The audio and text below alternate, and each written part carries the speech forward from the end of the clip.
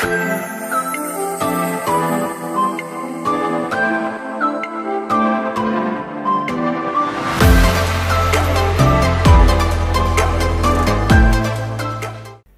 guys, kembali bersama saya Dr. Royman Simanjuntak dalam Royman BTKV Channel.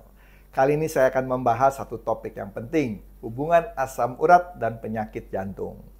Bahwa kita ketahui asam urat adalah hasil akhir dari metabolisme purin. Apa itu metabolisme purin? Metabolisme purin adalah proses membuat dan memecahkan purin. Purin yang kita kenal adalah adenin dan guanin, dua asam amino yang terdapat pada DNA kita semua. Pada akhirnya asam urat akan dibuang melalui ginjal, guys.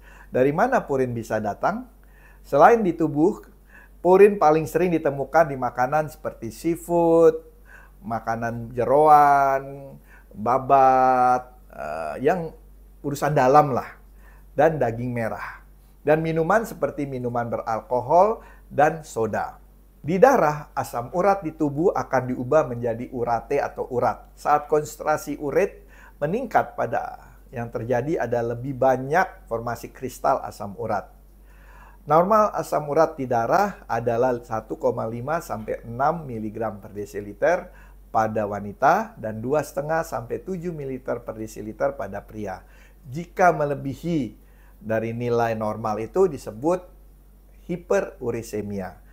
Hiperurisemia terjadi karena terlalu banyak purin yang masuk melalui makanan atau mulut atau masalah pada ginjal yang membuat asam urat tidak bisa dibuang atau dieskresi. Sebagian besar orang yang hiperurisemia akan bersifat asimptomatik, tetapi ada beberapa yang mengalami keluhan yang disebut gout, yaitu biasanya ada di jari-jari kaki atau di sendi-sendi. Nah, juga bisa terjadi kelainan pada jantung. Nah, ada beberapa riset yang menyatakan hubungan asam urat terhadap penyakit jantung, seperti penyakit jantung koroner atau penyempitan pembuluh darah jantung. Asam urat memiliki aksi atau reaksi stres oksidatif yang menyebabkan kerusakan pada endotel dinding pembuluh darah. Hal tersebut menyebabkan banyak molekul seperti sel darah putih atau LDL yang masuk ke dalam jaringan endotel atau dinding pembuluh darah jantung. Hal tersebut menyebabkan plak atau trombus jika pecah, memblokir aliran pembuluh darah yang menyebabkan serangan jantung. Nah, satu meta-analisis kohort prospektif menyatakan bahwa pada pasien yang ada penyakit jantung koroner, risiko terhadap peningkatan asam urat 1 mg per desiliter akan meningkatkan kematian atau mortality sampai 12%. Besar juga guys, makanya hati-hati dengan asam urat. Oleh karena itu, cara untuk mencegah hiperurisemia adalah menghindari makanan yang tadi saya katakan jeroan, usus, pokoknya yang sifat bagian dalam. Dan minuman beralkohol dan soda. Mengurangi makanan seafood dan daging merah.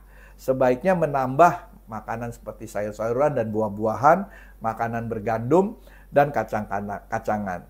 Jika asam urat sudah terlalu tinggi, maka obat diberikan seperti allopurinol. Obat yang menghambat produksi asam urat melalui menghambat enzim santin oksidase untuk mencegah terjadinya santin ke asam urat.